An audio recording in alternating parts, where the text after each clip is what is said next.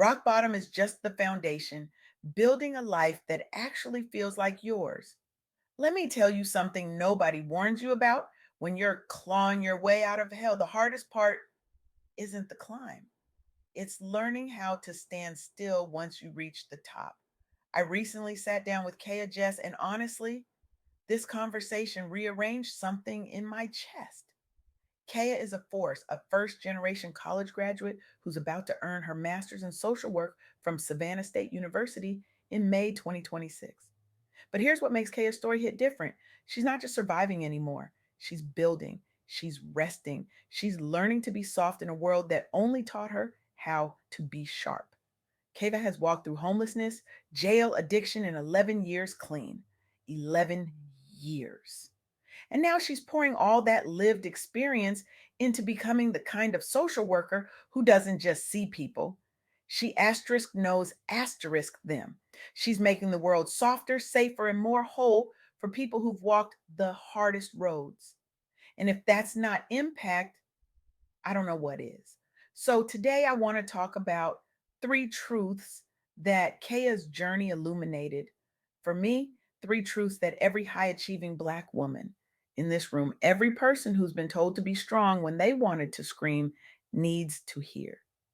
First truth: resilience doesn't mean you never break. It means you know how to put yourself back together, piece by piece, scar by scar, until you're standing again. And this time, you're standing on your own terms. Kia's story includes the kind of pain that doesn't fit neatly into LinkedIn bios or Sunday morning testimonies: homelessness, jail, addiction, the kind of rock bottom that makes you question if you even deserve to climb back up. But 11 years clean, that's not luck.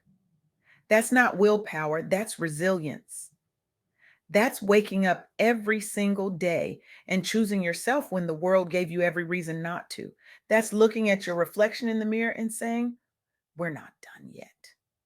And I know some of you are sitting here thinking, well, I've never been to jail, so this doesn't apply to me.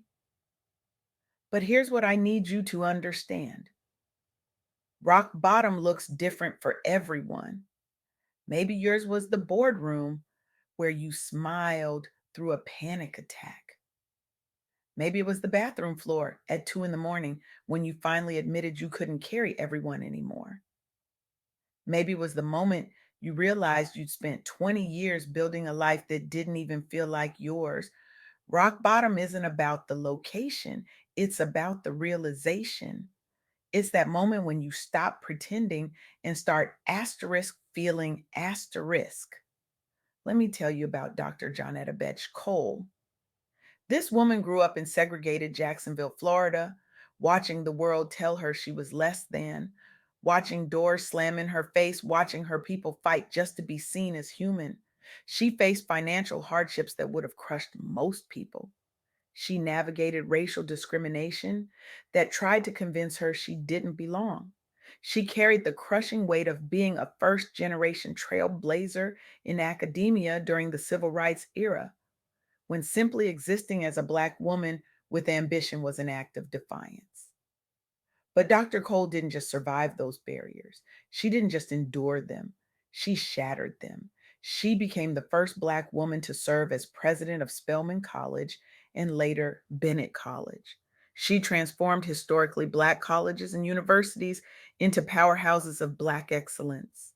She wrote books like Asterisk, Salvation for Our Girls Asterisk, that became blueprints for liberation. She created pathways for generations of Black women to walk through doors she had to kick down herself, often while bleeding.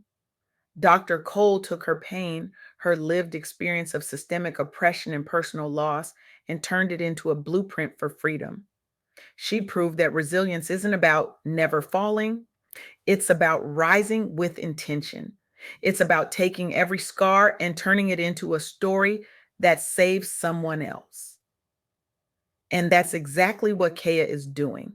She's taking every hard lesson the streets taught her, every night she didn't think she'd survive, every moment she had to choose herself when no one else would, and she's pouring it into her community, into her education, into her future clients who will sit across from her and finally feel asterisk seen, asterisk, not pitied, not judged, seen. Because here's the second truth, and this one's the game changer. Your lived experience isn't a liability, it's your superpower. It's the thing that makes you irreplaceable. Kia isn't pursuing social work asterisk despite asterisk her past. She's pursuing it asterisk because asterisk of it.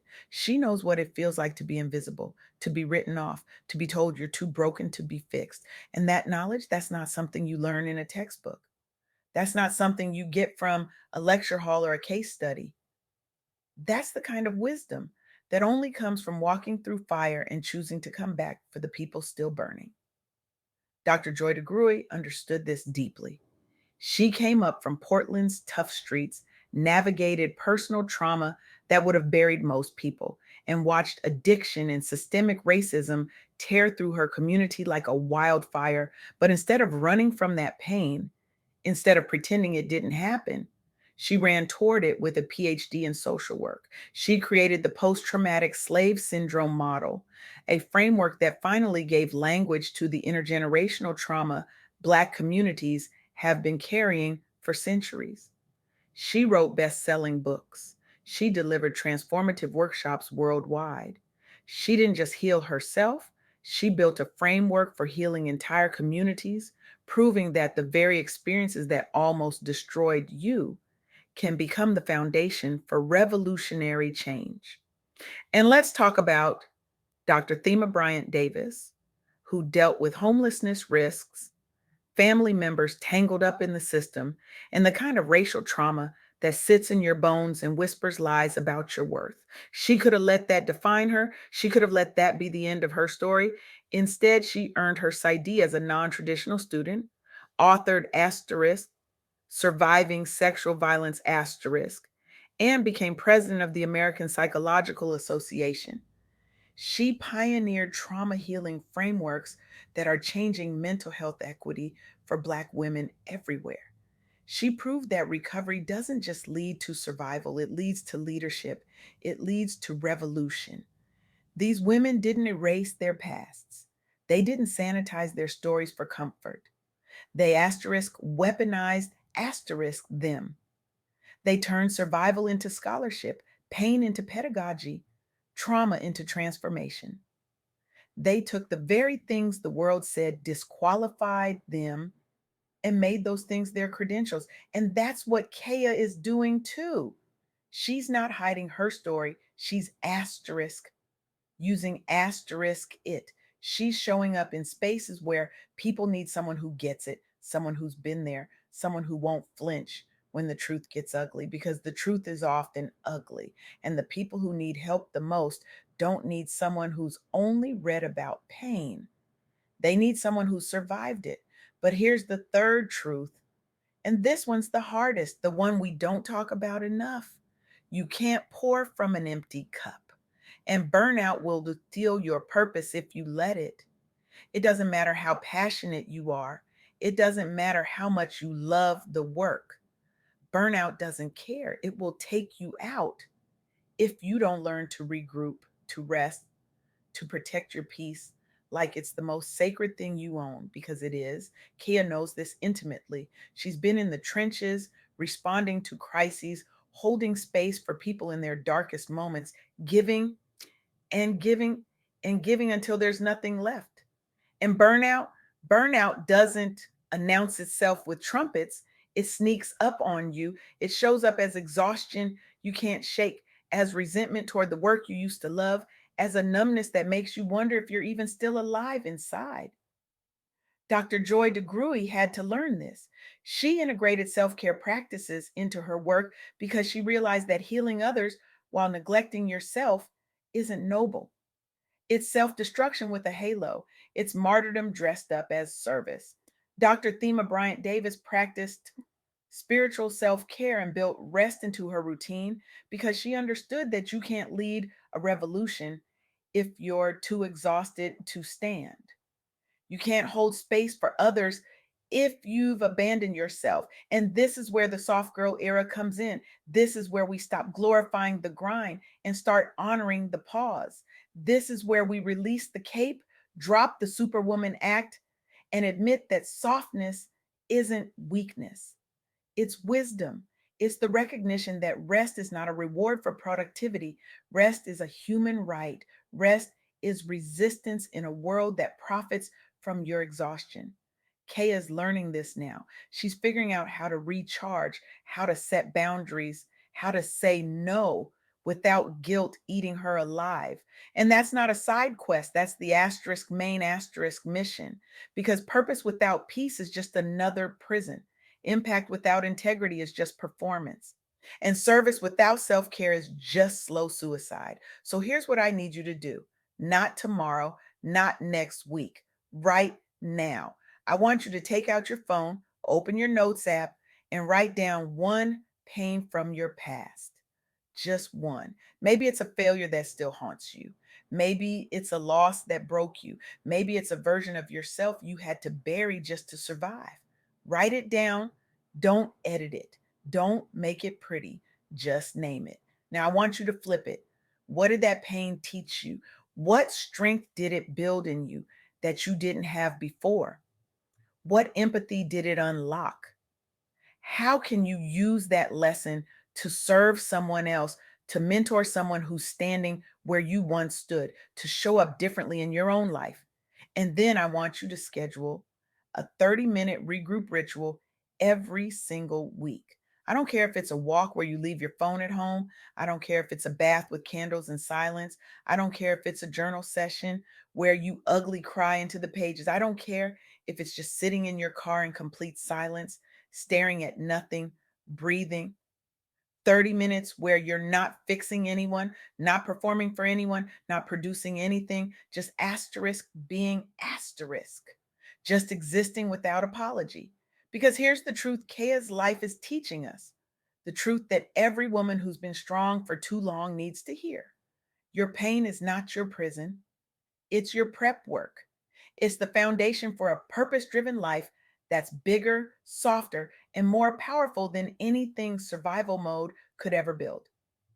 Keya Jest is walking proof that you can rise from the streets to Savannah State, from rock bottom to a master's degree, from addiction to 11 years of freedom. She's showing us that lived experience isn't a disqualification, it's a calling, it's a credential that can't be faked or bought.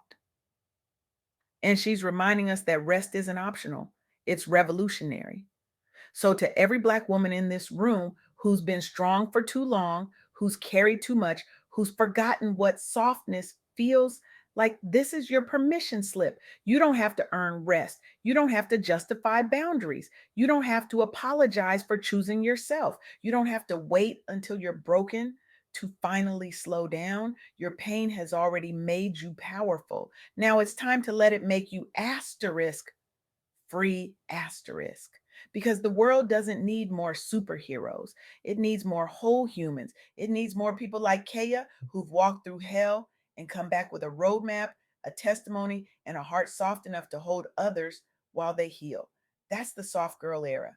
That's pain transformed into passion and purpose. That's what happens when you stop surviving and start asterisk living asterisk. That's what happens when you take your scars and turn them into stories that save lives. And here's my challenge to you, stop waiting for permission to rest. Stop waiting for the world to tell you you've done enough. Stop waiting for someone else to validate your pain before you turn it into purpose. Start today. Name your pain, claim your power, schedule your rest, and then watch what happens when you finally give yourself permission to be soft, to be whole, to be asterisk free, asterisk. Because the world is waiting for the version of you that's not just surviving. The world is waiting for the version of you that's thriving, rested, and so deeply rooted in your purpose that nothing can shake you. Go be that version. The world needs her. And honestly, so do you.